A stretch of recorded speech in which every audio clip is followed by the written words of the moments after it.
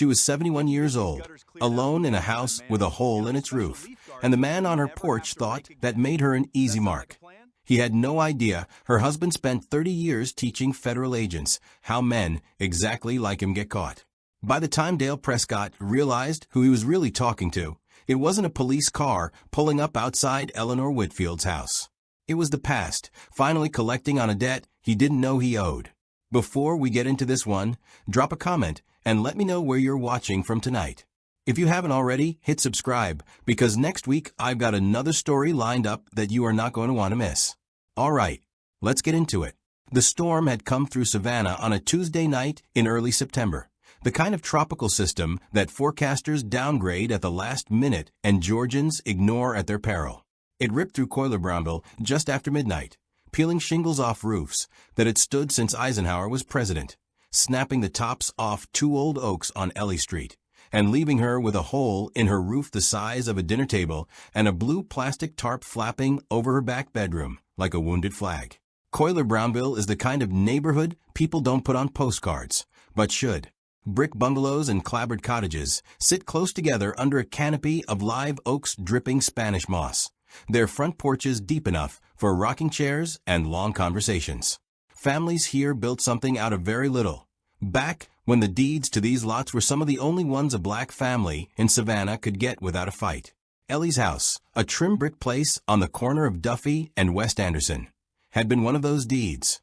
She and her husband Marcus bought it in 1981, raised their son James in it, buried Marcus from its front room 11 years ago, and she had lived in it alone ever since, tending the azaleas he planted and keeping his reading chair exactly where he'd left it. Ellie was a small woman who moved carefully, the kind of careful that comes from knees that have given 60 years of honest service and don't much feel like doing overtime anymore. She'd spent 31 years as the school librarian at Robert W. Gadsden Elementary, and she still had that unmistakable air about her, patient, watchful, the kind of woman who could quiet a room of 8-year-olds with a raised eyebrow and a whispered now. She wore cardigans even in September heat, including, more often than not, a soft gray one that had belonged to Marcus. The sleeves rolled twice because he'd been so much taller than her. What almost nobody in the neighborhood knew, because Ellie never made a point of saying it and Marcus certainly never bragged, was that her husband had spent the last 22 years of his career as a senior investigator for the U.S. Department of Housing and Urban Development's Office of Inspector General. HUD OIG. Marcus Whitfield's entire professional life had been built around one ugly, persistent American problem: contractors and lenders who preyed on the elderly, the widowed, and the black homeowners of neighborhoods just like this one, taking advantage of storm damage, insurance payouts, and reverse mortgages to bleed people dry. Ellie had never worked a single day of that career herself, but she'd sat across the dinner table from it for 3 decades. She'd proofread his reports before he learned to type properly. She'd listened to him rehearse cross-examination questions in the kitchen, muttering under his breath while he did the dishes. She knew what a padded material estimate looked like. She knew what the price goes up Monday was designed to do to a person's judgment. She knew, better than most attorneys, exactly how the scam worked from the first knock on the door to the last drained bank account. She had simply never expected to need any of it. The knock came 3 days after the storm, while Ellie was standing in her side yard with a rake, trying to make some order out of the branches and shingles scattered across her lawn. A white pickup truck was already parked at the curb. Prescott Premier Roofing and Restoration painted across the door in confident gold script, a Georgia Bulldog logo tucked in the corner like it meant something. The man who climbed out was big, sunburned, somewhere in his 40s, wearing a polo shirt with the same logo and carrying a clipboard like a prop he'd rehearsed with. He had the kind of smile that came preloaded before he even knew what he was smiling at. "Afternoon, ma'am," he called out, already walking up the driveway before she'd said a word. "Dale Prescott, Prescott Premier Roofing. I was just driving the neighborhood, saw that tarp on your roof, and figured, well, somebody's had themselves a rough week." Ellie set down her rake and folded her hands in front of her, the way she used to when a parent came storming into the library demanding to know why little Tyler's book was 3 weeks overdue. "That's kind of you to notice," she said, her voice soft, even unhurried. "I hadn't called anyone yet." Good thing I stopped by then. Dale was already looking up at the roofline, shaking his head with theatrical concern. That's a lot of damage, Mrs. Whitfield, she said. Eleanor Whitfield. Mrs. Whitfield. He said it the way a man says a name he's already decided doesn't need remembering. Storm season's been brutal on this whole side of town. I've been out here since 6 a.m. helping folks. You mind if I take a walk around, get you a free estimate? No obligation. There it was, the opening pitch, smooth as river stone, worn down by repetition. Ellie had heard a version of this speech before, secondhand, dozens of times, delivered in Marcus's flat investigator's voice across their kitchen table, as he explained to her exactly how these men operated. Friendly first contact. Manufactured urgency. The assumption, always the assumption, that an older woman standing alone in her yard wouldn't know enough, or wouldn't have anyone, to check his math. She could have told him no. Some deep, tired part of her almost did. It had been a long week, her back ached, and she genuinely did need her roof fixed before Danielle's wedding, 6 weeks out, when 80 people were supposed to be standing on that porch in dresses and good shoes. But something else in her, something that had absorbed 30 years of dinner table lessons without ever asking to, decided to let him talk. Go right ahead, Ellie said, and there was nothing in her voice to suggest she was doing anything but being polite. I'll get us some sweet tea. Dale grinned, already pulling a tape measure off his belt, already certain, the way men like him are always certain, that he was looking at an easy afternoon's work. He had absolutely no idea what he'd just walked into. Above them, the tarp on Ellie's roof snapped once in the breeze, like something taking a breath before a long exhale. Dale spent 20 minutes on Ellie's roof, walking the pitch with the confidence of a man who had done this 100 times and never once had to explain his math to anyone who could follow it. He took photos on his phone, jotted things on his clipboard, whistled low at the hole above the back bedroom like he was looking at a crime scene instead of storm damage. Ellie watched him from the porch swing, a glass of sweet tea sweating in her hand, saying nothing, missing nothing. When he came back down the ladder, he had the particular energy of a salesman who's decided the sale is already made. Mrs. Whitfield, I'm going to level with you, he said, settling into the wicker chair across from her without being invited to sit. This is worse than it looks from the ground. You've got structural damage to the decking, not just the shingles. That whole section's going to need to come off and be replaced. Plus water's probably gotten into your insulation, maybe your ceiling joists. You're looking at a full roof replacement, not a patch job. Is that so? Ellie said. It wasn't quite a question. Yes, ma'am. Now, the good news is I can get a crew out here Thursday. Bad news is, with the demand right now, every roofer in Chatham County slammed. My materials cost has gone up twice this month already. He tapped his clipboard like it contained sacred information rather than a number he'd decided on in the truck. I can do the whole job, materials and labor, for $28,500. Ellie had, over the years, developed what Marcus used to call her librarian face, an expression of mild, patient interest that gave away absolutely nothing about what she was actually thinking. She wore it now. That's a considerable sum, she said. It's a considerable job, ma'am. I know it sounds like a lot, but you're getting premium materials, architectural shingles, not the builder-grade stuff. 25-year warranty. He leaned forward slightly. And honestly, with your insurance, you probably won't be out much of that at all. This, Ellie knew, was the second move. Not just inflate the estimate. Inflate it, then dangle the insurance company as the one who'd really be paying, so the homeowner stops thinking of it as her own money. I haven't spoken with my insurance adjuster yet, she said. He's coming Friday. Well, that works out perfect, actually. Dale's smile widened, and Ellie noted, quietly, the way his eyes flicked to the clipboard rather than to her when he said it. I can write up the estimate a certain way that'll help make sure the adjuster approves the full scope. I do this all the time. Insurance companies, they don't know construction.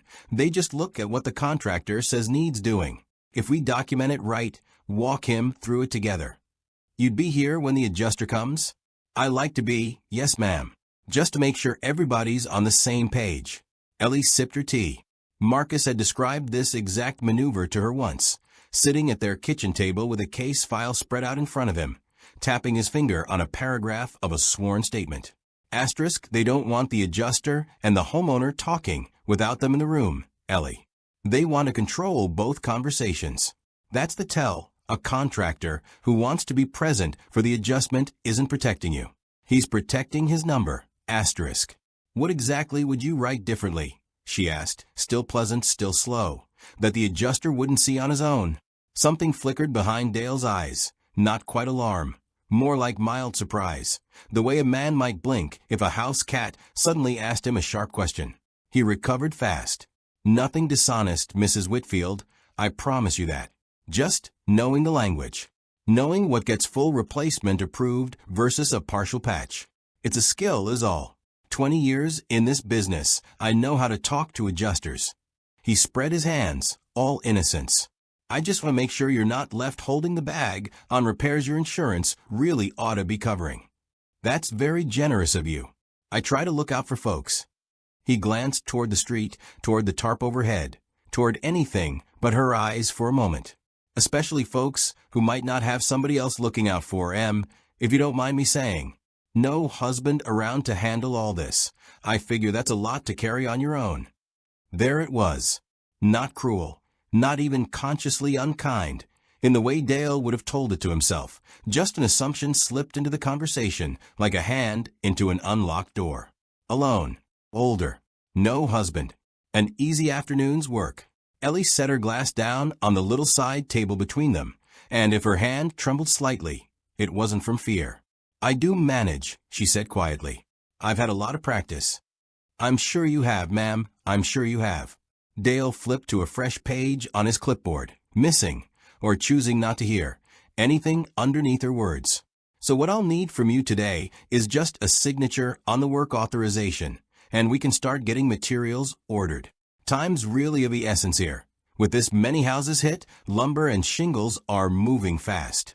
I can't promise I'll still have this Thursday slot open by next week. He held the clipboard out to her, pen clipped to the top, angled just slightly so the fine print at the bottom, the part with the actual contract terms, sat folded under his thumb. Ellie looked at the clipboard. She looked at Dale's face, at the easy, practiced patience of a man waiting for an old woman to do what old women were supposed to do. I'll want to read it through first, she said. And I'll want a copy to keep. Course. He didn't move his thumb. All of it, Ellie added, and reached out and gently, so gently he barely registered it as a correction, turned the clipboard so the folded page lay flat and visible in the afternoon light. I like to read the whole thing. Habit of mine. For just a moment, something tightened at the corner of Dale Prescott's mouth. It wasn't there long, but Ellie saw it, the way she used to see the flicker of guilt cross a third grader's face half a second before he claimed he hadn't taken the book. She smiled at him, warm, unhurried, giving nothing away, and began unhurried to read. Ellie read the contract from top to bottom, while Dale Prescott sat across from her on the porch, drumming his fingers against his knee in a rhythm that had probably worked on 100 people before her, the rhythm of a man signaling, without words, that this was taking longer than it needed to. She let it take as long as it needed to. The document was 3 pages, dense with the kind of language designed to be skimmed rather than read. Scope of work as reasonably determined by contractor. Material costs subject to market adjustment. A total figure of $28,500, broken down into vague categories that told her almost nothing about what she was actually paying for. Marcus used to say that a fair contract explained itself, and a bad one made you work to understand it. This one made her work. Everything look all right? Dale asked when she reached the final page. I have a few questions, Ellie said, and turned back to the second page. This line here, materials deposit, 50% due upon signing. That would be $14,250. That's standard in the industry, ma'am. I've got to order your shingles, your decking lumber, flashing, underlayment.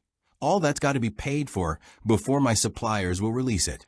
Especially right now, with every roofer in the county placing rush orders after the storm. And the remaining balance, due on completion. Same as anybody do it. Ellie nodded slowly, as though she were simply absorbing information rather than cataloging it. And you'd be able to provide receipts for the materials purchased with the deposit? An itemized list once the order's placed. Dale's smile held, But something behind it shifted. A small recalibration.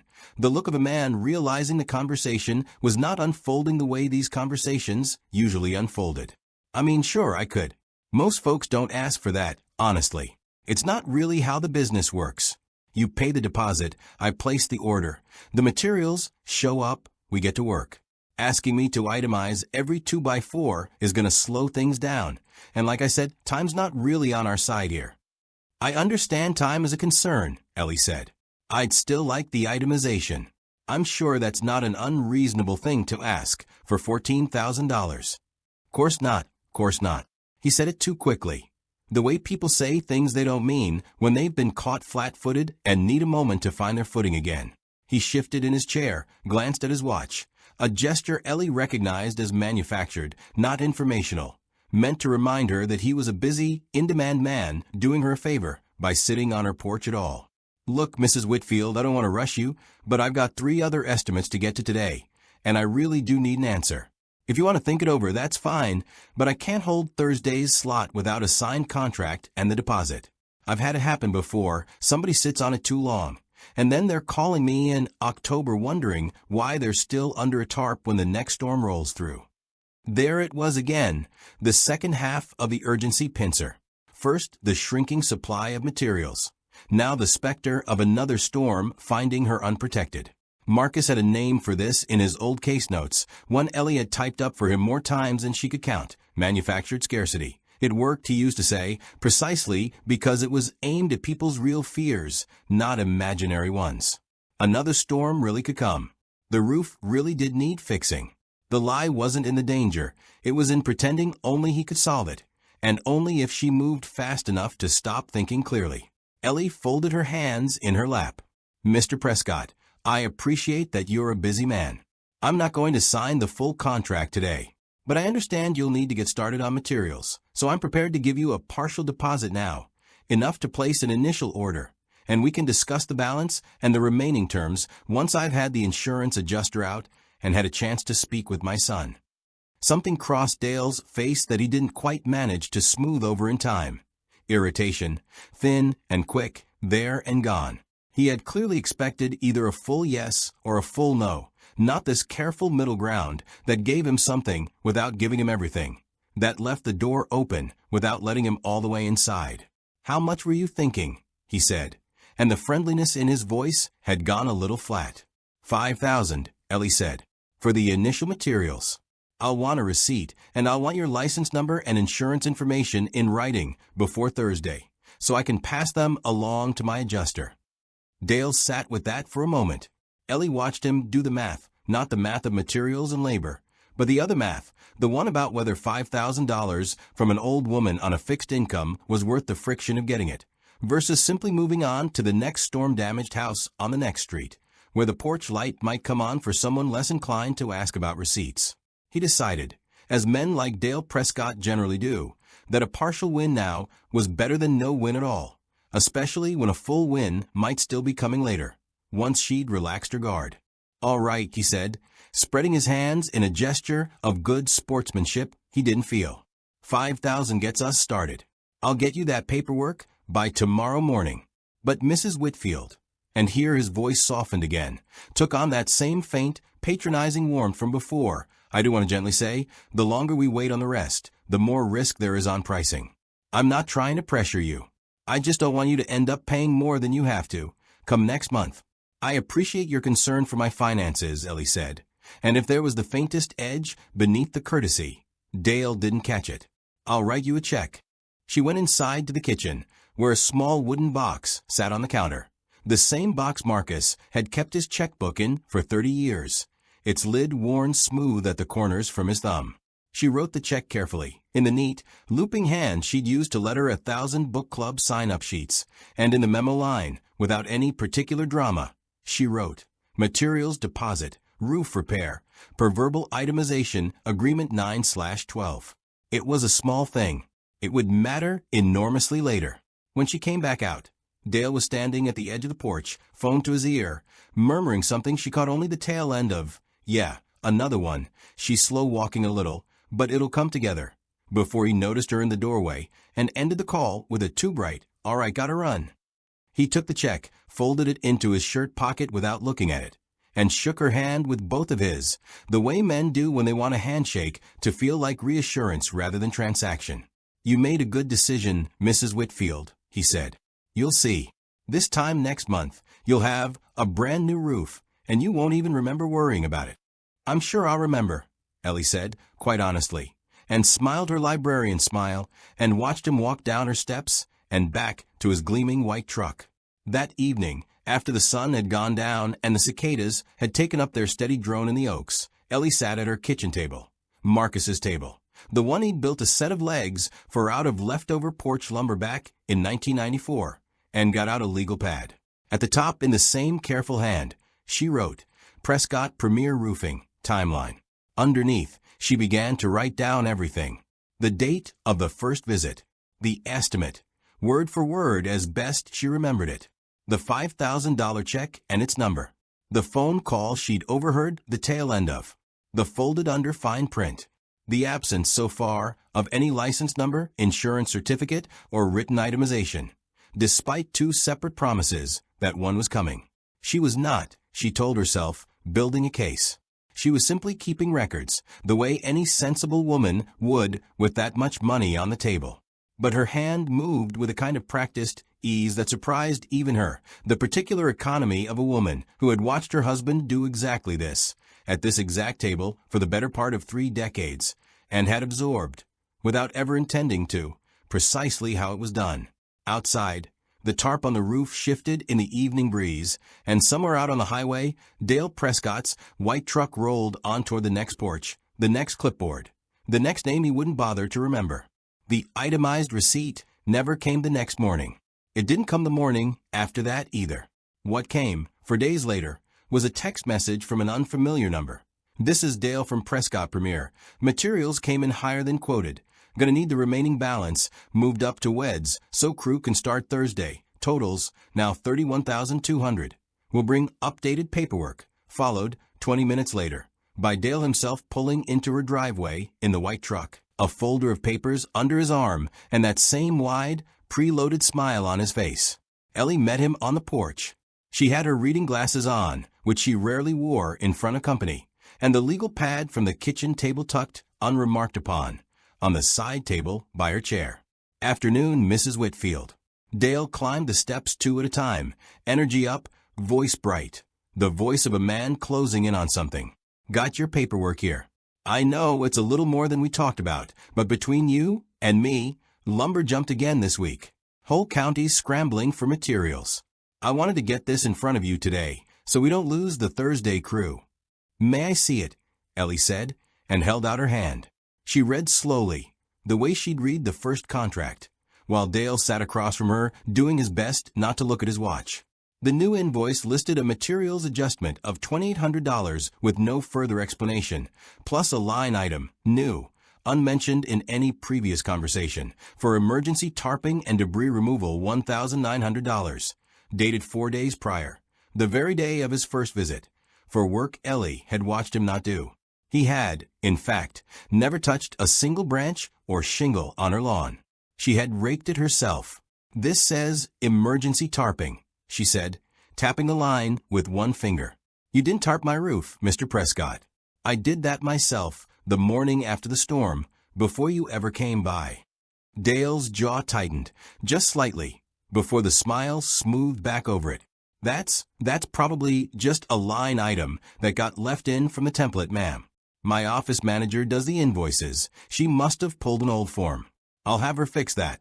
And the materials adjustment, $2,800. Do you have a supplier receipt showing the increase? I don't carry those around with me, Mrs. Whitfield. That's back at the office. You mentioned that about the itemized list 4 days ago as well. Ellie said, still perfectly pleasant, still perfectly calm. I don't believe I've received that either. The air on the porch changed. It was subtle. The cicadas kept droning. The moss kept swaying in the oaks overhead. But something in Dale's posture shifted, the loose, backslapping ease of him drawing tighter, like a man realizing partway through a familiar dance that his partner had stopped following his lead several steps back. "Look," he said, and his voice had lost some of its warmth now, gone flatter, faster. I don't really have time today to go through every line with a fine-tooth comb. I've got other jobs. I came out here as a courtesy to get you this updated total before the price goes up again. And if you want to nitpick every number instead of just trusting that I know what I'm doing, that's your prerogative. But I've got customers who don't do this to me." "I imagine you don't," Ellie said quietly. Something in the way she said it, level, unbothered, almost sympathetic, seemed to needle him more than outright anger would have. He stood up, not quite storming, but close to it, and set his hands on his hips. "With respect, ma'am, I don't think you understand how construction pricing works. This isn't the library. Materials fluctuate, labor costs fluctuate. And when you've got a woman living alone, trying to second-guess 30 years of industry experience over a couple line items," he caught himself, but not soon enough. The words already out and hanging in the humid air between them. A woman living alone, not a customer, not a client.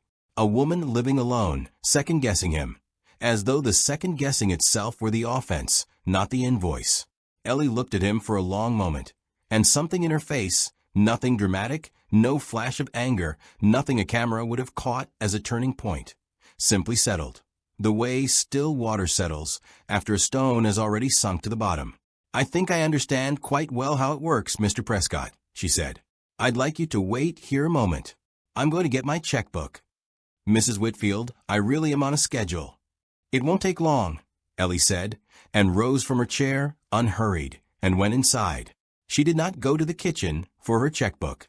She went instead to the hall closet, where a gray filing box sat on the top shelf beside a stack of old photo albums, a box she'd carried, unopened for the most part, through 2 moves and 11 years of widowhood, because some part of her had never quite been able to put it in storage or throw it away.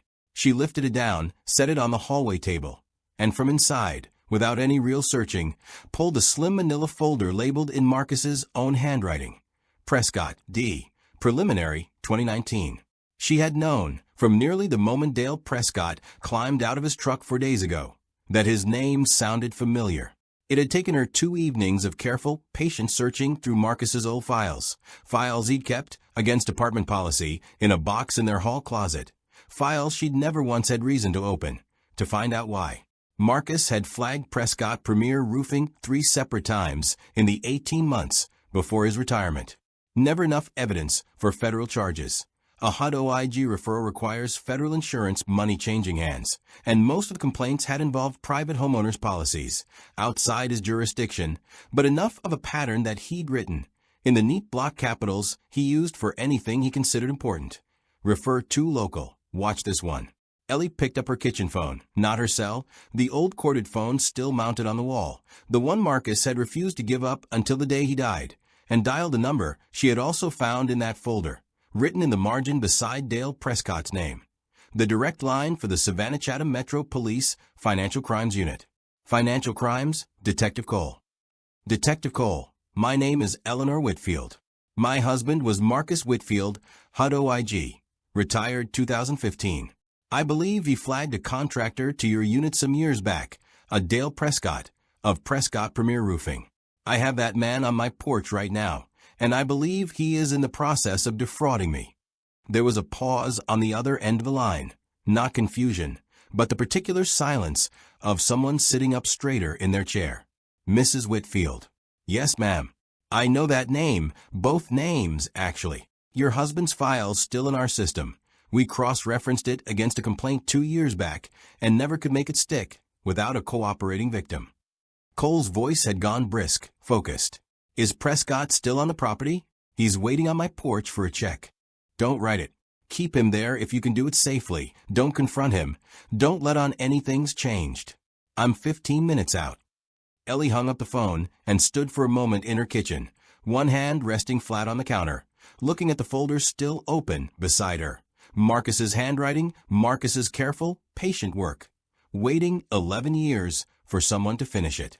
All right, Marcus, she said very quietly, to no one at all. Let's finish this one. She went back out to the porch with her checkbook after all. An old habit, a prop, a way to buy the 15 minutes without giving anything away, and sat back down across from Dale Prescott, who had, in her absence, taken out his phone and was scrolling through something with impatient energy of a man who had already mentally moved on to his next appointment. "Sorry for the wait," Ellie said pleasantly. Now, where were we? By the time the sound of a car door closing carried up from the curb 12 minutes later. Not a squad car, just an unmarked gray sedan, though the badge clipped to the woman's belt as she came up the walk was unmistakable even from a distance. Dale Prescott had relaxed again, had gone back to talking about lumber prices and crew schedules with the easy confidence of a man who believed the hard part was behind him. He did not recognize the name on Detective Renata Cole's badge or the folder tucked under her arm, or the way she looked first at him and then, with something that might have been the faintest, respectful nod, at the small, gray cardigan woman rising slowly from the porch swing beside him. "Mrs. Whitfield," Cole said. "Ma'am, I'm sorry it took your husband's name showing up in our system for us to finally get a cooperating witness on this man. We've had 3 complaints on Prescott Premier Roofing in 2 years. None of them stuck." Dale Prescott went very, very still. "I'm sorry, what is this?" he said, and for the first time since he'd climbed out of his truck 4 days ago, his voice had lost every trace of its practiced warmth. "What's going on here?" Detective Cole turned to him, unhurried, the folder still under her arm. "Mr. Prescott, I'd like you to step away from the porch, please. We're going to need to talk about a materials deposit, an emergency tarping charge for work you didn't perform, and about 3 other names that are going to sound very familiar to you once we start reading them out loud." On the sidewalk below, 2 neighbors, Ruth Alcott from 2 doors down, out watering her ferns, and young Marcus Deloach from across the street, walking his dog, had both stopped, drawn by the sight of the police car, watching with the particular stillness of a neighborhood that has learned, the hard way, to pay close attention when something like this begins to happen on someone's porch. Ellie stood very straight, her hands folded in front of her, the gray cardigan sleeves rolled twice at the wrist, and said nothing at all, because, as it turned out, she had never needed to. The folder said it for her. Dale Prescott did not go quietly, though he also, notably, did not run. He stood on Ellie Whitfield's front walk with his phone still in his hand, and a look on his face like a man trying to do fast math he didn't have the numbers for, while Detective Renata Cole explained, in the flat, unhurried tone of someone who has done this exact conversation many times before, that he was not under arrest, not yet, but that his business records were about to become the subject of considerable interest. "I haven't done anything wrong," Dale said, and there was less certainty in it than there had been an hour earlier. "Ask her. I gave her a fair estimate. She signed nothing. This is a misunderstanding about a materials adjustment. Mr. Prescott, you charged Mrs. Whitfield $1,900 for emergency tarping services on a roof she tarped herself the morning after the storm," Cole said. "That's not a materials adjustment. That's a line item for work that didn't happen. I've got 3 other complaints in my files describing something that sounds a whole lot like that same line item, going back 2 years. People misremember things. People change their story after the fact." Her husband didn't misremember anything, Cole said, and nodded toward the folder Ellie was still holding, the one labeled Prescott D. Preliminary, 2019 in Marcus Whitfield's blocky federal handwriting. "He flagged you 3 years ago, off the record, working a totally different case. I've had this name sitting in the back of a drawer since before I made detective. I just never had a homeowner willing to go the distance." Dale looked at the folder the way a man looks at a debt he thought had been forgiven, only to discover it had simply been sitting somewhere, quietly accruing interest. "I'd like a lawyer," he said finally, which was, Cole told him evenly, entirely his right, and also the first genuinely sensible thing he'd said all afternoon. What followed, over the next 10 days, was not dramatic in the way television makes financial fraud look dramatic. There was no chase, no dramatic raid with battering rams. There was instead the slow, patient, unglamorous work of a paper trail being pulled apart thread by thread, work that Ellie, more than anyone in that department, understood the value of, because she had watched her husband do it at their kitchen table for 30 years, one careful annotation at a time. Detective Cole's unit subpoenaed Prescott, Premier Roofing's business bank records. What they found was not one widow's $5,000, but a pattern stretching back nearly 4 years. Deposits from homeowners across 3 counties, most of them clustered in the weeks after major storms, most of them followed within 60 to 90 days by a business account that had been drained down close to zero, and then slowly refilled over and over, like a bucket with a deliberate hole in the bottom. Cole matched the timeline against county storm damage reports and found something even more specific. Every surge in deposits lined up almost exactly with a tropical storm or major hail event, the way a fisherman's calendar lines up with the tides. Prescott Premier Roofing didn't chase steady business. It chased disasters. And within disasters, it chased a very particular kind of customer. "Look at the addresses," Cole said to her partner, Detective Marcus Alvarez, spreading a printed map across a conference table 2 weeks after the porch confrontation. Little red pins clustered thick over 3 historically black neighborhoods in Savannah and one over in Garden City, Coiler Brownville, Carver Village, the eastern edge of Yamacraw. Every single complaint we've got, every deposit that lines up with a fraud pattern, it's concentrated almost entirely in these areas. Older housing stock, older homeowners, higher rates of widowhood, lower rates of formal complaint filing. That's not a coincidence. That's a target list. It wasn't the kind of thing that made for a clean single-count indictment. Juries wanted a smoking gun, not a demographic pattern. But it was exactly the kind of thing that turned a single victim's complaint into a felony case with real teeth. Cole pulled 4 additional names off the deposit records. An 80-year-old widower in Carver Village who'd paid $11,000 for a full tear-off that had, on inspection by an independent roofer, never actually happened. Just new shingles nailed directly over the old, damaged layer. A shortcut that would fail within 2 years, and that Prescott had billed as premium, code-compliant work. A woman in her 60s in Yamacraw who'd been charged for a permit that was never actually filed with the city. A retired postal worker whose material deposit check had been cashed the same day, with no materials ever ordered from any of the 3 major suppliers in the county, according to their own purchase records. None of them, on their own, had filed a complaint that stuck. 2 hadn't filed at all, embarrassed, in the particular way people are embarrassed, when they suspect they've been taken advantage of and would rather absorb the loss quietly than admit it out loud to a stranger with a badge. One had filed a complaint with the state licensing board 18 months earlier that had gone nowhere, flagged, reviewed, and closed for insufficient evidence, because it had been one homeowner's word against a contractor's, with no corroborating pattern to back it up. Ellie's case changed that math entirely. Not because her $5,000 deposit was larger than the others. It wasn't, not by much, but because she had kept records the way almost no one else had. The legal pad with dates and dollar amounts. The check with its careful memo line. The overheard fragment of a phone call. Another one. She's slow walking it a little. But it'll come together. That Cole's team was able to independently verify had gone to a number belonging to a man later identified as one of Prescott's 2 subcontracted crew leads, neither of whom, it turned out, held valid contractors' licenses of their own. "You build us a chain of custody without knowing that's what you were doing," Cole told her, sitting across from Ellie at her own kitchen table 2 weeks after the porch confrontation, a laptop open between them, walking her through the growing case file with a kind of care usually reserved for someone being treated as a genuine partner in an investigation rather than merely a victim to be managed. Most people, when something like this happens, they're embarrassed. They don't want to think about it, so they don't write it down.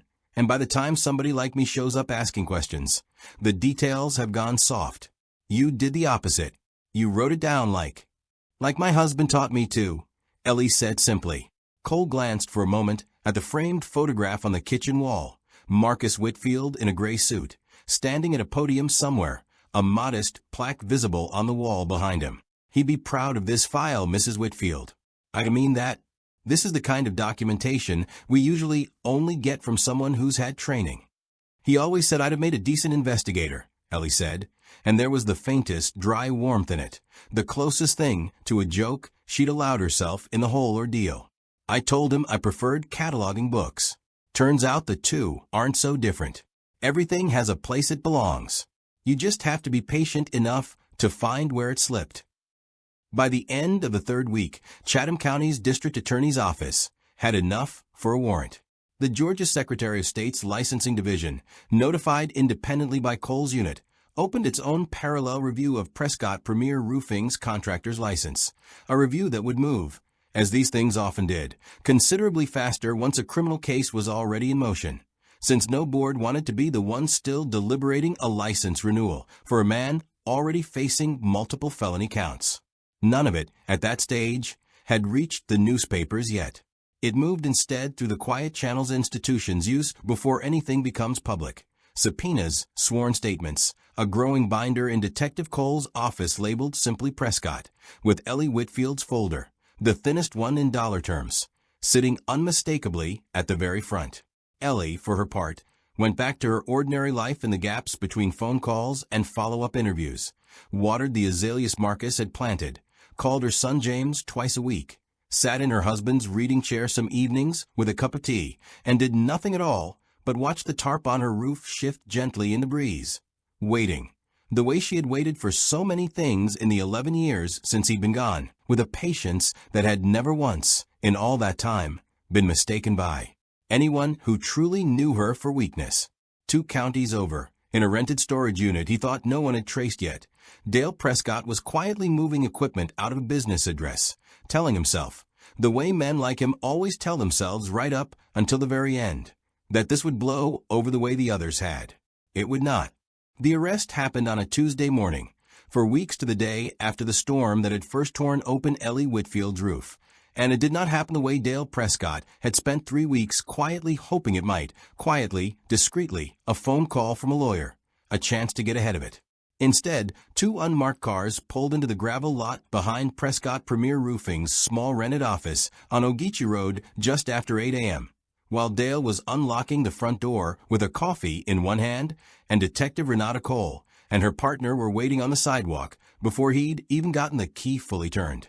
Dale Prescott, Cole said, and there was nothing dramatic in her voice at all, just the flat procedural cadence of a woman who had read this same sentence to a dozen men before him. You're under arrest for theft by deception and contractor fraud, Georgia Code Section 16-8-3 and 43-41-17. You have the right to remain silent. The coffee cup hit the gravel. Dale didn't. He was processed at the Chatham County Detention Center by 10 a.m., his mugshot taken under fluorescent light that did nothing at all for the sunburned, indignant face beneath it, and released 4 hours later on a $20,000 bond his sister had to co-sign because his business accounts, all 3 of them, had been frozen the moment the warrant went through. The freeze was, in its own quiet way, the more devastating blow. Cole's Financial Crimes Unit, working with the DA's office, had petitioned the court for an asset freeze the same week they'd secured the warrant, arguing successfully that Prescott's pattern of rapid draining and refilling of accounts made him a clear flight and dissipation risk.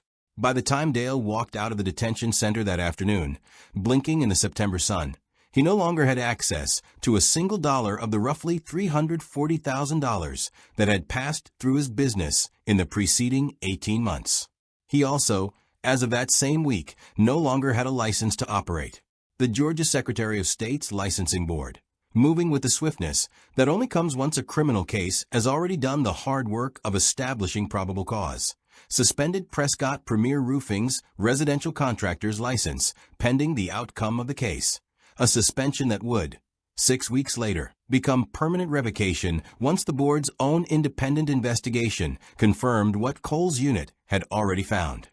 The story broke publicly on a Thursday 11 days after the arrest, when WSAV-TV's Consumer Investigations reporter, a persistent woman named Carla Jennings, who had a standing relationship with the Financial Crimes Unit and an instinct for exactly which court filings were worth a phone call, ran the first segment, asterisk. Savannah roofer charged in multi-victim fraud scheme targeting elderly homeowners.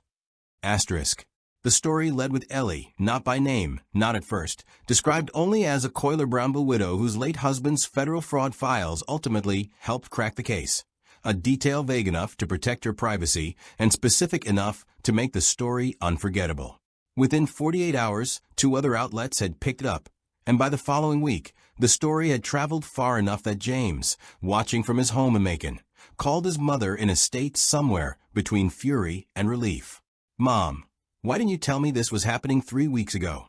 "Because there wasn't anything you could have done that Detective Cole wasn't already doing," Ellie said, perfectly calm from her kitchen. "And because I didn't want you driving 2 hours every weekend fretting over paperwork I had well in hand. You had a man defrauding you, and you didn't call me. I called the police, James." That seemed the more useful call to make. There was a silence on the line that Ellie recognized. The particular silence of her son, working very hard not to say "you should have told me a second time," because some part of him already understood, the way he'd understood it slowly over the 11 years since his father's death, that his mother had never once, in all that time, been quite as unequipped for the world as he sometimes let himself worry she was. "I'm coming down this weekend," he said instead. "I'd like that," Ellie said. "Bring Danielle. She'll want to see how the porch is coming along, seeing as she's getting married on it." The other victims came forward faster once the story ran than they had in the 2 years before it, which was, Detective Cole told Ellie over the phone, both entirely predictable and still, every time, a little heartbreaking to watch unfold. The 80-year-old widower from Carver Village called the tip line the same night the segment aired. The retired postal worker from Yamacraw came in 3 days later with a folder of her own, nowhere near as thorough as Ellie's, but enough, combined with the bank records Cole's unit had already pulled, to add a second count of theft by deception to the growing indictment. By the time the Chatham County Grand Jury returned its indictment 6 weeks after the arrest, Dale Prescott was facing 4 separate felony counts of theft by deception, 2 counts of contractor fraud under Georgia's residential contractor licensing statute, and once federal prosecutors took an interest on the theory that at least 2 of his victims' insurance claims had crossed state lines through their insurers' own processing centers. A federal mail fraud count tied to the interstate handling of those claims.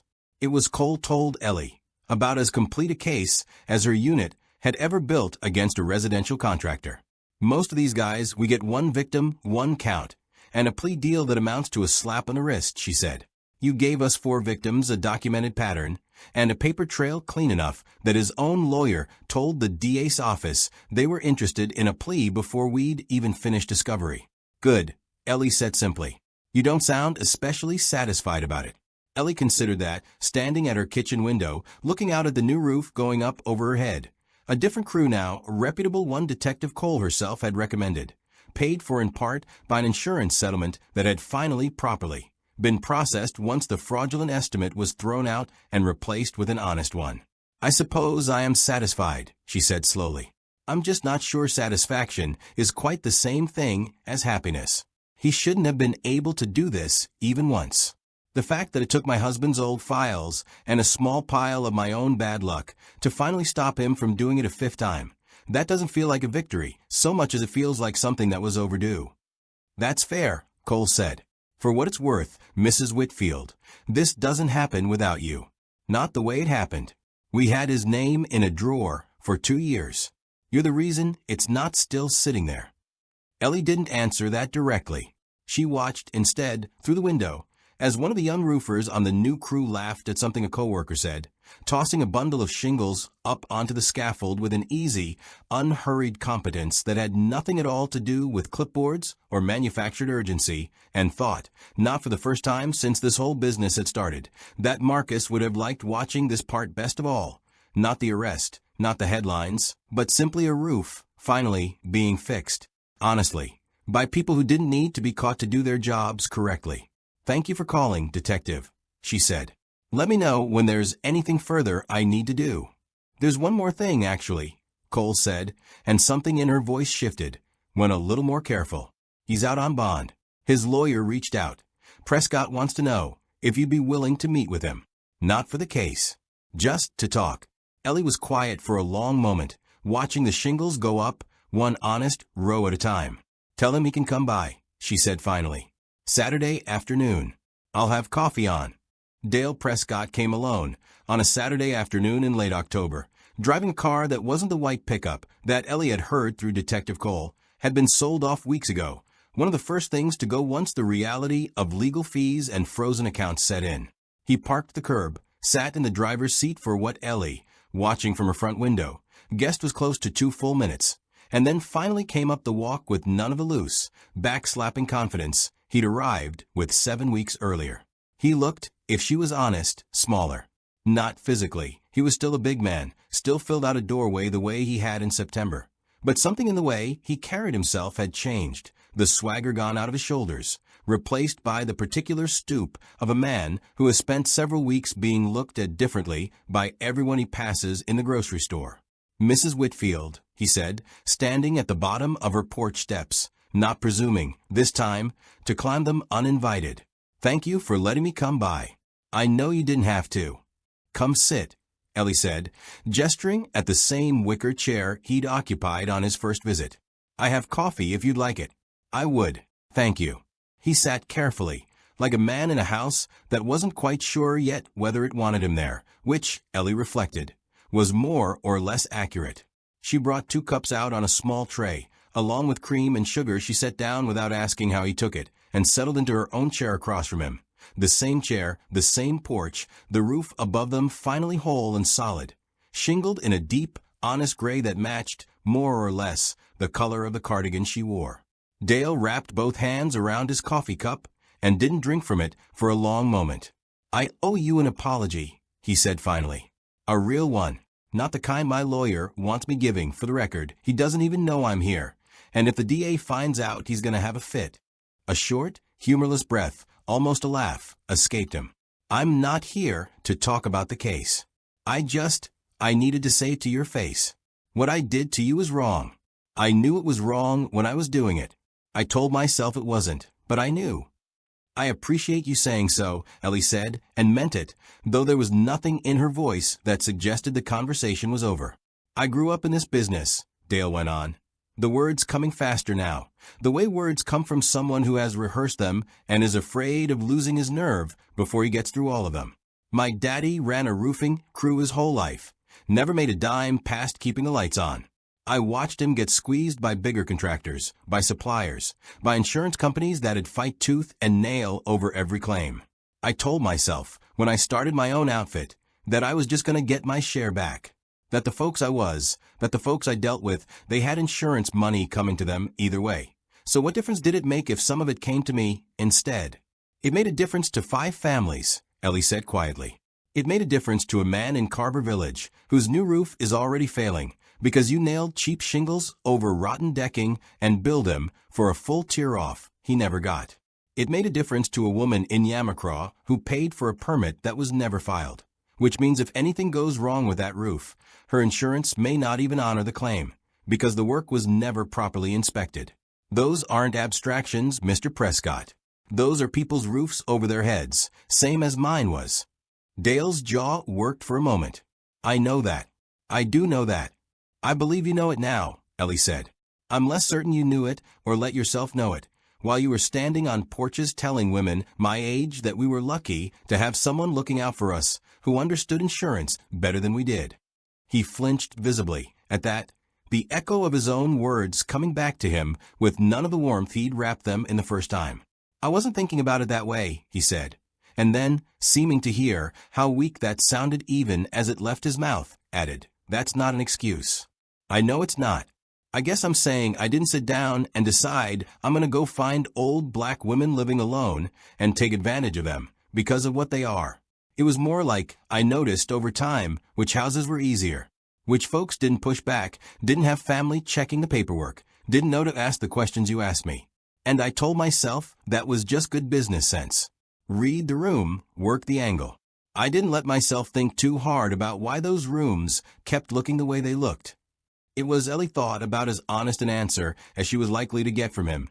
Not an excuse, not quite a confession either, but something closer to a man finally looking directly at a pattern he'd spent years being careful not to examine too closely, because examining it would have required him to stop.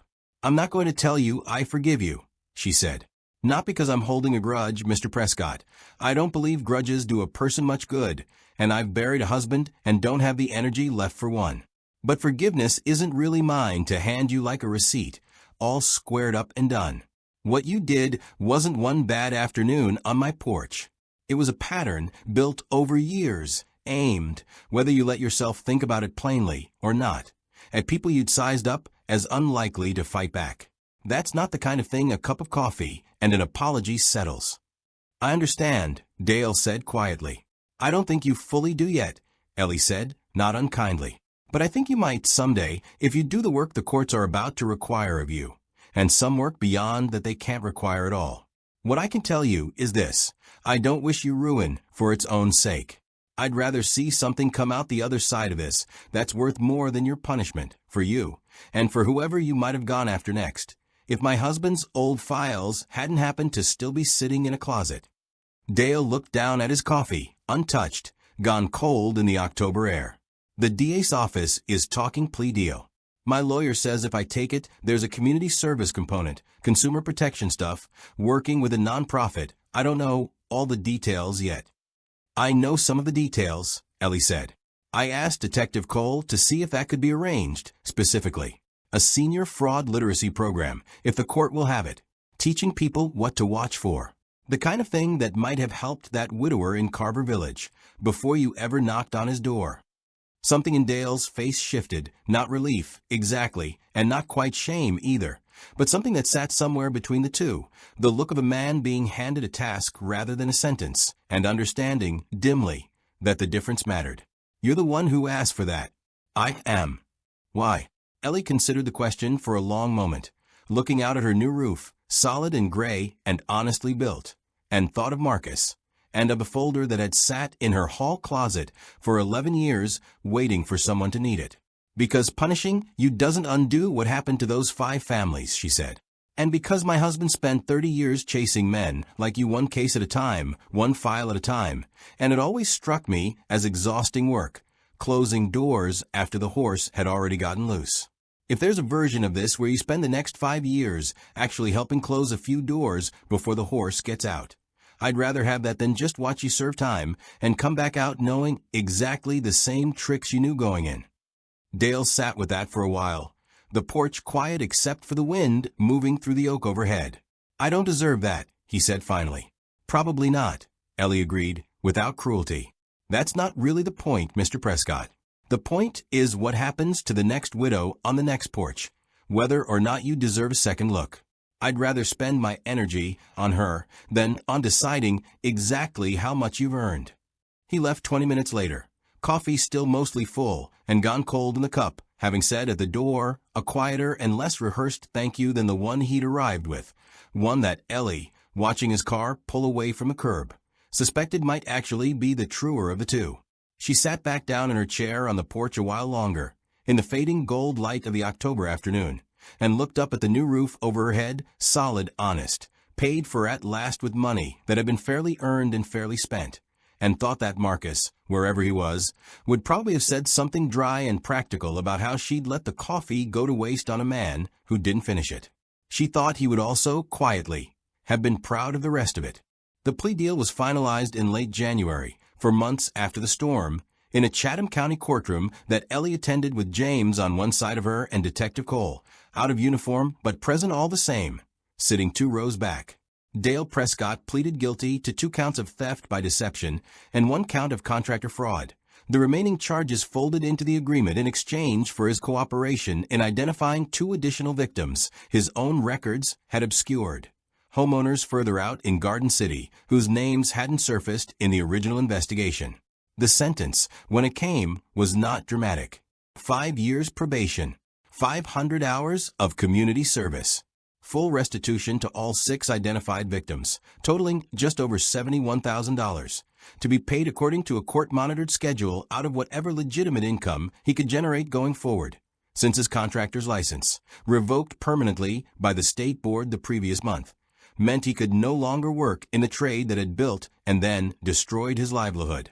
The judge, at the request of the DA's office, and with a specific letter from Ellie herself entered into the sentencing record, ordered that a substantial portion of the community service hours be served through Consumer Fraud Watch of Coastal Georgia, a small nonprofit that ran literacy workshops for seniors on contractor and insurance fraud. It was not, by any measure, a severe sentence. Ellie had expected and privately hoped for exactly this, something that held Dale Prescott accountable, without pretending that 5 years of his labor, willing or not, could undo what 4 years of his fraud had already cost 6 families. James had wanted harsher. Detective Cole had seemed, if anything, mildly surprised at how little pushback Ellie had given the DA's office when the terms were first laid out to her.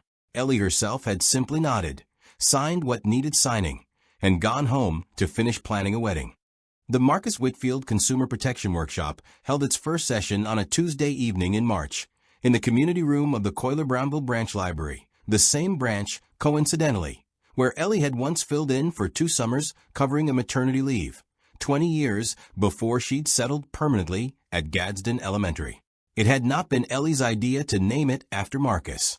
That had come from Detective Cole, who'd suggested it almost offhand during one of their final case-related phone calls, and then watched Ellie go quiet on the line for long enough that Cole had asked, gently, whether she'd overstepped. No, Ellie had said finally. No, I think he'd have liked that. He spent 30 years wishing there'd been something like this instead of just chasing paperwork after the fact. Ellie herself did not run the workshop. That fell to a young woman from Consumer Fraud Watch named Priya Anand, sharp and patient in a way that reminded Ellie faintly of Marcus himself. But Ellie sat in on that first session in the second row, arms folded, listening as Priya walked a room of 30-some seniors through exactly the things Ellie had learned secondhand across 3 decades of dinner-table conversation. How to read a contract's fine print, how to recognize manufactured urgency, how to request and actually receive an itemized materials list before handing over a deposit, how to verify a contractor's license number against the state's public database in under 2 minutes on a phone. Halfway through the session, Priya turned to Ellie without warning. Mrs. Whitfield, would you mind sharing a little of your own experience? I think it might help more than anything I can tell them secondhand. Ellie hadn't planned to speak. She stood anyway, smoothing the front of her cardigan, and told the room, plainly, without embellishment, the way she might have once explained a library's overdue book policy to a nervous third grader, about a white truck in her driveway, and a folded page of fine print, and a phone call to a detective who'd been waiting 2 years for someone willing to see it through. I want to be honest with all of you, she said near the end. I very nearly signed that first contract. I had my pen out. What stopped me wasn't cleverness on my part. It was 30 years of listening to my husband talk about his work at our kitchen table, absorbed almost by accident, the way you absorb a language just from living in a house where it's spoken. Most of you haven't had that kind of accident. That's not a failing. That's simply the reason we're all in this room tonight. So you don't have to have married an investigator to know what an investigator would tell you. There was a ripple of quiet laughter at that, and something else beneath it, the particular attentiveness of a room full of people who had just been told gently that their vulnerability wasn't a character flaw, only a gap that could be closed. By June, the workshop had run 6 sessions and drawn steady, word-of-mouth attendance from 3 neighboring zip codes. James drove down most Tuesdays at Spring, ostensibly to help set up chairs, though Ellie suspected, and never said aloud, because some things were kinder left unspoken, that he mostly came to watch his mother do something he was only now, at 45, beginning to fully understand she had always been capable of. Detective Cole stopped by twice, once to give a short talk on how to file a complaint that would actually stick, and once simply to sit in the back and watch, arms crossed, with the particular satisfaction of someone watching a case's ripple effects outlast the case itself. You know, Cole said to Ellie one evening, as the last few attendees filtered out into the June dusk, in 15 years doing this job, I've closed a lot of cases. I don't think I've ever seen one turn into something that kept helping people 6 months after the sentencing. That was Marcus's whole complaint about the work near the end, Ellie said, folding chairs with the brisk efficiency of a woman who had spent 30 years closing down a library at exactly 5 o'clock. He used to say federal investigation was all cleanup, never prevention. He'd have liked this part. He always did prefer libraries to courtrooms. Is that why you picked this branch? Ellie considered the question, looking around the small community room. Folding chairs, a whiteboard still bearing Priya's careful diagram of red flag contract language, a stack of laminated verify before you sign checklists by the door for anyone who wanted to take one home. Partly, she admitted. Mostly I picked it because it's 4 blocks from my house, and at 71, I've decided I'm done driving anywhere I don't have to. Cole laughed, and Ellie allowed herself, for the first time in longer than she could easily remember, something that felt less like satisfaction and more, simply, like contentment, the quiet, settled feeling of a debt finally paid forward rather than merely collected. By the 3rd week of October, a full year almost to the day since Dale Prescott had first climbed out of his white truck with a clipboard and a smile too wide for the occasion, the azaleas along Ellie Whitfield's front walk had gone through a full cycle of blooming and resting, and the oak trees along Duffy Street had begun, once again, to drop the first curling leaves of another Georgia autumn. The roof above her head, the honest one, the second one, shingled a deep and steady gray by a crew that had never once asked her to sign anything before she'd finished reading it, had weathered its first full year without complaint, without a single leak, without a single knock on the door from anyone needing an adjustment. The porch, though, had needed one more round of work before it was ready. Not from storm damage this time, but from age. The old railings, original to the house, had finally given out under decades of humidity and use, and Ellie had spent the summer having them carefully replaced, plank by plank, by a contractor Detective Cole had personally vetted, a quiet, unhurried man named Walter Higgs, who had looked at Ellie's porch, quoted her a fair price on the spot, handed her his license number before she'd even asked for it, and finished the job 2 days ahead of schedule. That's how it's supposed to go, Ellie had told James on the phone, the week the railings went up. Nobody should have to fight for that. Now, on the last Saturday in October, that same porch stood dressed for a wedding. Danielle had wanted it simple, and simple, in the particular way of Southern weddings, still meant a great deal of doing. White folding chairs lined the front lawn in neat rows, 6 deep, facing a small arch of ivory tulle and trailing greenery that James had built himself out of cedar poles the week before, insisting, over his mother's mild protests, that a rental company could handle it, that some things in this family got built by hand or not at all. Strings of small white lights had been wound through the branches of the old oak that shaded the yard, waiting for dusk to make them worth noticing. A 3-piece string trio, a cellist and 2 violinists, students from the Savannah College of Art and Design that Danielle had found through a friend of a friend, tuned quietly near the porch steps, and the whole street smelled, faintly and pleasantly, of the sweet olive tree 2 doors down, which had chosen, with impeccable timing, to bloom that very week. Ellie stood just inside the front door in a pale blue dress she'd bought 3 weeks earlier with James's wife, Renee, both of them ignoring the saleswoman's increasingly desperate attempts to steer Ellie toward something more mother of the bride, in favor of a dress Ellie had simply liked the look of on the rack. She watched, through the screen door, as the yard filled slowly with familiar faces, Ruth Alcott from 2 doors down, in a wide-brimmed hat she'd clearly been saving for an occasion exactly like this one. Marcus DeLoach from across the street, walking not a dog this time, but his own new wife, both of them waving up at Ellie through the screen. Priya Anand from the workshop, seated near the back with 2 of the regular Tuesday evening attendees, an elderly couple who'd taken to bringing Ellie tomatoes from their garden every summer since the day they'd first walked into the community room at the library. Detective Renata Cole arrived a few minutes before the ceremony was set to begin, out of uniform, in a soft green dress that made her look, Ellie thought with some amusement, almost unrecognizable from the crisp, badge-clipped woman who'd walked up this same front path a year earlier. Cole caught Ellie's eye through the screen door and gave a small, private nod, not the nod of a detective closing a case, but something warmer, something that belonged to 2 women who had, in an entirely unplanned way, become something like friends over the course of an investigation neither of them had asked for. James found his mother in the front hallway a few minutes before it was time, straightening his tie with the slightly overwrought care of a man determined not to cry in front of 100 guests before the ceremony had even begun. "You ready?" he asked. "I've been ready for months," Ellie said. "It's the rest of you who keep finding new things to fuss over." "Somebody's got to fuss," James said. "Dad always said you didn't fuss enough." "Your father," Ellie said, adjusting the collar of his shirt with the same brisk, unhurried competence she'd once used to straighten unruly stacks of returned library books, said a great many things. Not all of them were compliments. James laughed, a real laugh, the kind that cracked slightly under the weight of everything the day meant, and offered his mother his arm, though it was Danielle, not Ellie, who would be walking down the aisle that afternoon. Ellie's role was simpler and in its own way no less significant. She would walk out first alone to take her seat in the front row, in the exact spot on the porch steps where, 13 months earlier, a man with a clipboard had sat across from her and decided, wrongly, that she was an easy afternoon's work.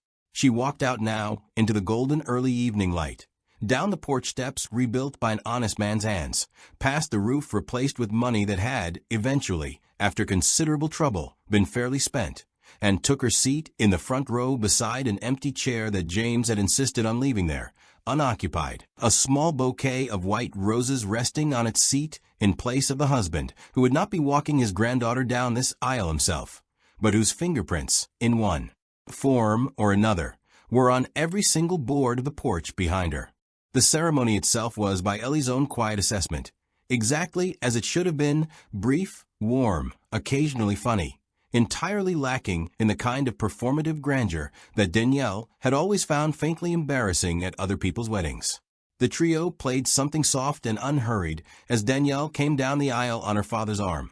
James's older sister's daughter, technically, though Ellie had never once in 26 years drawn much distinction between grandchildren by blood and grandchildren by love, and Danielle had grown up calling her grandma Ellie without anyone ever suggesting otherwise.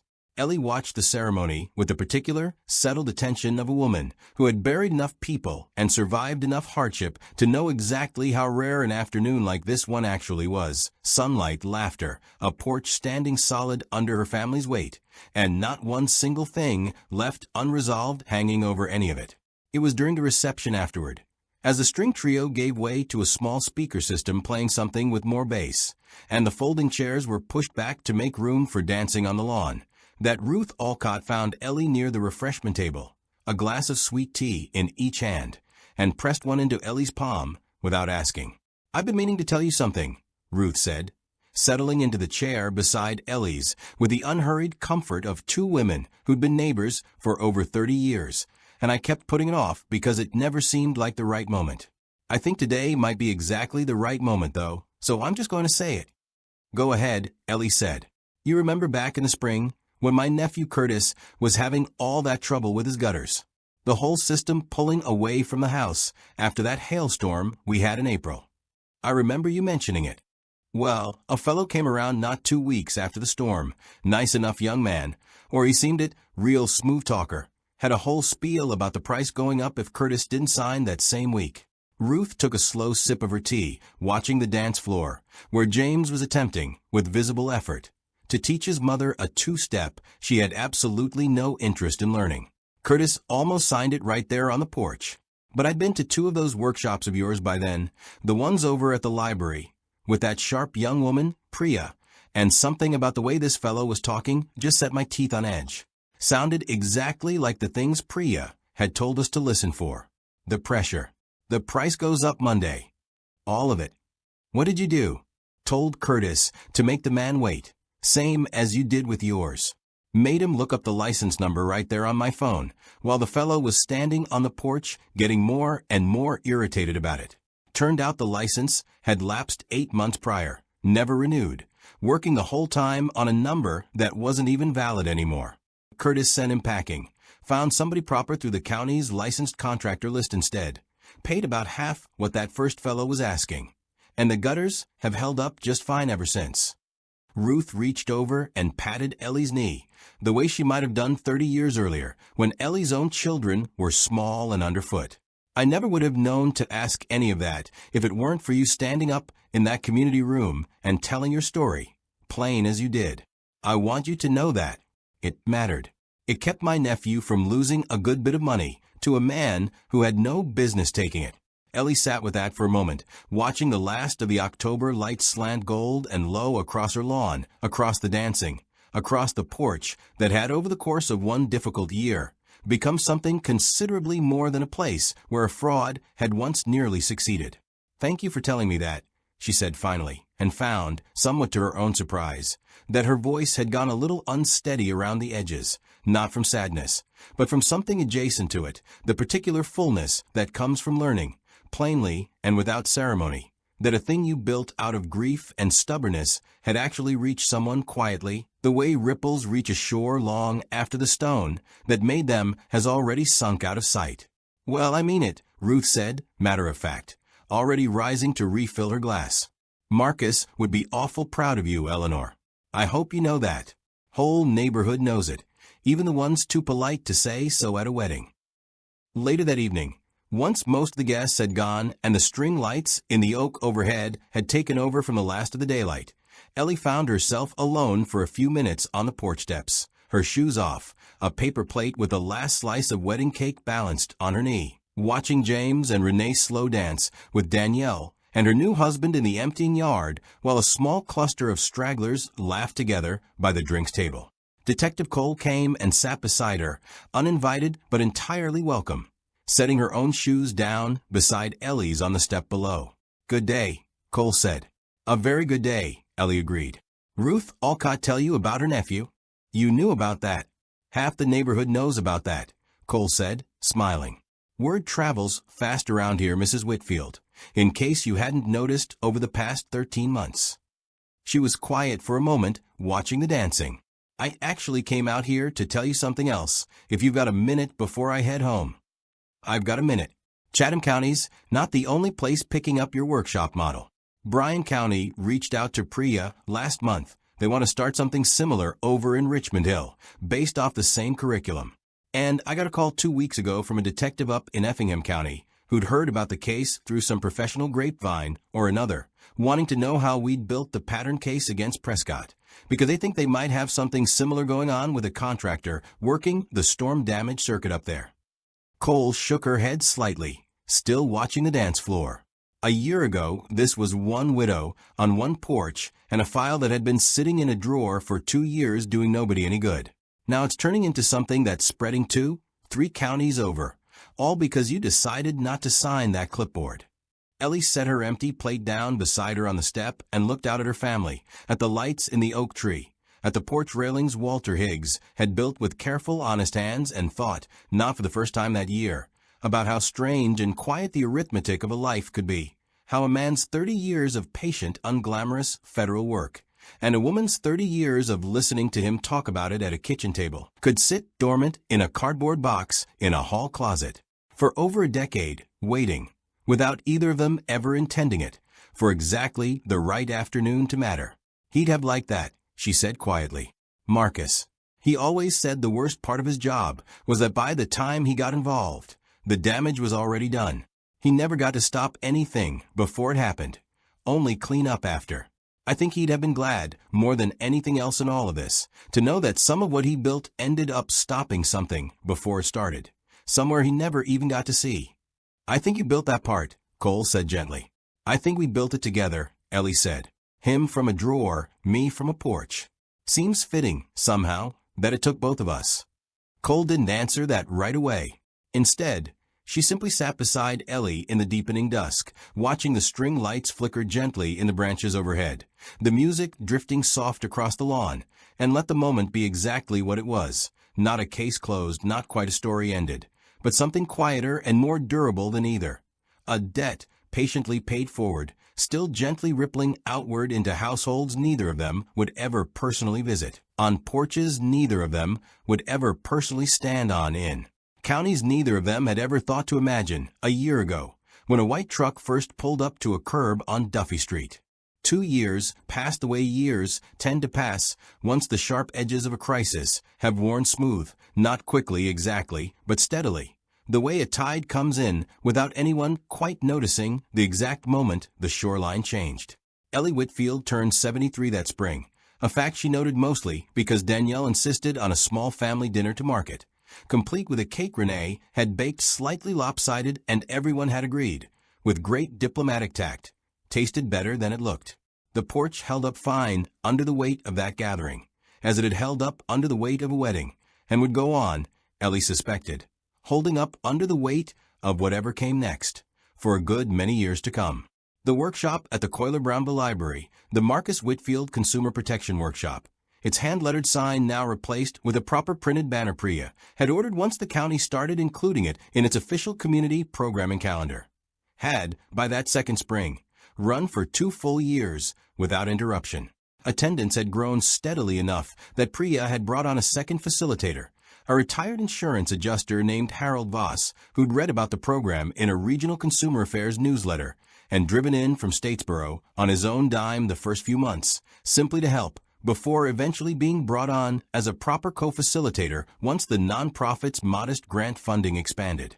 What had started as 30 folding chairs in a single community room had, by the second spring, become something closer to a small regional network, monthly sessions in Chatham County, a quarterly version running now in Bryan County, exactly as Detective Cole had predicted at the wedding, and, more recently, a curriculum packet Priya's nonprofit had begun distributing to senior centers as far away as Statesboro and Hinesville, built almost entirely around the same core lessons Ellie had once absorbed secondhand across a kitchen table.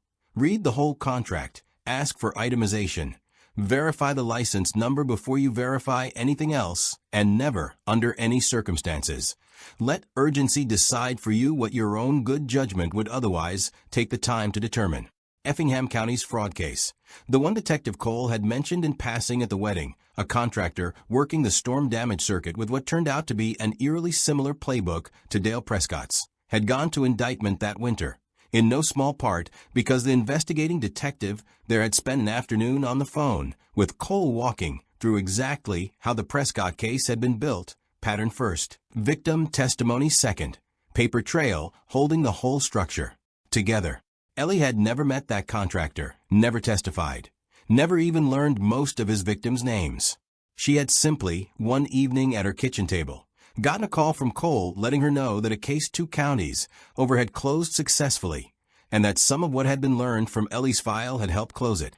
It was, Ellie reflected, a strange kind of legacy to be building. Not a monument, not a plaque, nothing anyone would ever put her name on in a way strangers would recognize, but something quieter and, she'd come to believe, considerably more durable. A pattern of vigilance, passed hand to hand, porch to porch, county to county, the way a candle passes its flame without diminishing itself in the process.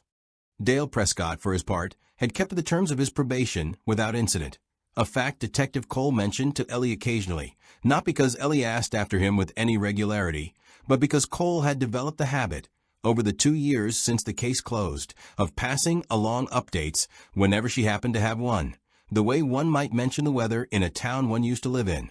He had completed his 500 hours of community service 8 months ahead of the court's deadline, the bulk of them served, as arranged, through Consumer Fraud Watch of Coastal Georgia, not teaching the workshops themselves, which the organization's board had, understandably, declined to allow, but doing the unglamorous administrative work behind them.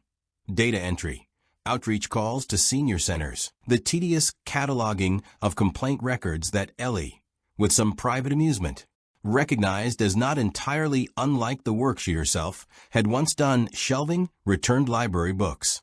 Priya had told Cole, who told Ellie, that Dale had never once complained about the assignment, had shown up on time to every shift, and had, on more than one occasion, flagged a contractor's name in the organization's complaint database that matched a pattern he recognized from his own years in the trade.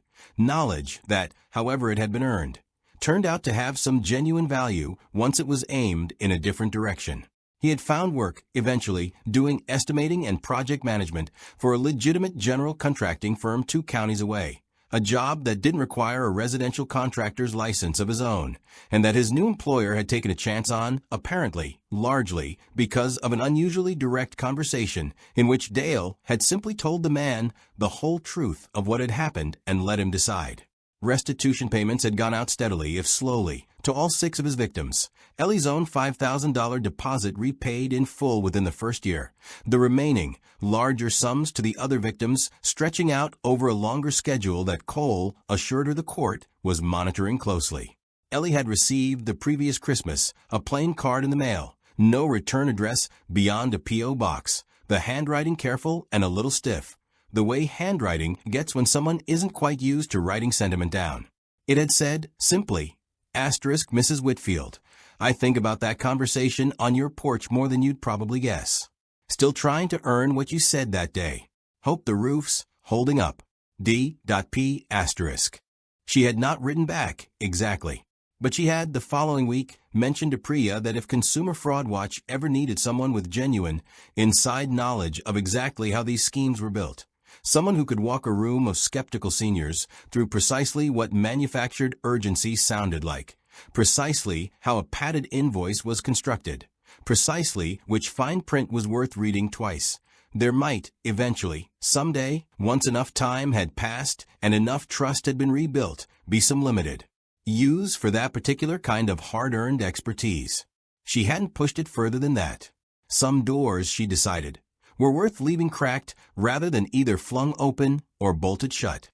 On a warm evening in late April, 2 years and some months after storm had first torn a hole in her roof, Ellie sat on her porch alone, a cup of tea cooling on the small table beside her, watching the last of the daylight fade gold and slow behind the oaks along Duffy Street. The azaleas Marcus had planted decades earlier were in full bloom again, the same stubborn, generous pink they turned every spring regardless of what else had happened in the world around them. And the porch beneath her feet, rebuilt twice now, once out of necessity and once out of simple age, held as steady and solid as it ever had. James had called that afternoon to mention, almost in passing, that Danielle was expecting, a piece of news that had left Ellie sitting quietly at her kitchen table for a long moment afterward, doing the particular math a grandmother does when she learns a family is about to grow by one more generation, counting forward the years, wondering, with the specific tenderness of someone who has buried one great love and built a whole second life in the space he left behind, what kind of world that child would be growing up into, and what, if anything, she herself might still have a hand in shaping before her own time came. She thought, sitting there in the fading light, about Marcus, not with the sharp, fresh grief of the early years, but with the softer, companionable kind that had settled in over more than a decade, the kind that let her sit on a porch in April and feel him present in it without any accompanying ache. She thought about a manila folder in a hall closet, 3 years unopened, that had turned out to matter more than either of them could have known when he tucked it away with refer to local. Watch this one scrawled across the front in his own careful hand. She thought about a white truck pulling up to a curb, and a clipboard held out with its fine print folded under a man's thumb, and how close, how genuinely ordinarily close, she had come, on an unremarkable Tuesday afternoon, to simply signing it. She thought, too, about Ruth Alcott's nephew, and a contractor turned away on a porch 2 streets over, because a neighbor had once sat through 2 sessions in a community room and learned to ask the right questions. About a widower in Carver Village, whose roof, replaced properly this time, no longer leaked. About a curriculum packet traveling now to towns she would likely never visit, teaching lessons she had once learned only by accident, only by sitting quietly across a kitchen table for 30 years from a man who never once suspected his own patient habits would someday matter as much on a porch as they had in a federal case file. None of it, she thought, had required her to be anything other than exactly what she already was, patient, watchful, willing to ask one more question than she was expected to ask, unwilling to be rushed by a man's watch-checking or a stranger's manufactured urgency. She had not needed to become someone else to stop Dale Prescott. She had simply needed to be, fully and without apology, the woman 30 years at Marcus Whitfield's kitchen table had quietly made her, and to trust that being underestimated was not the same thing as being unequipped. The last light went out of the sky above Duffy Street, and the string of small solar lights James had wound through the porch railing the summer before flickered on, one by one, catching the evening the way fireflies do, gentle and unhurried and entirely without need of an audience. "Well, Marcus," Ellie said quietly, to the empty chair beside her, to the porch, to the whole quiet, ordinary evening, "I believe we finally finished that one. Somewhere 2 counties over, in a community room she would likely never see, a folding table of laminated checklists sat waiting for next Tuesday's session.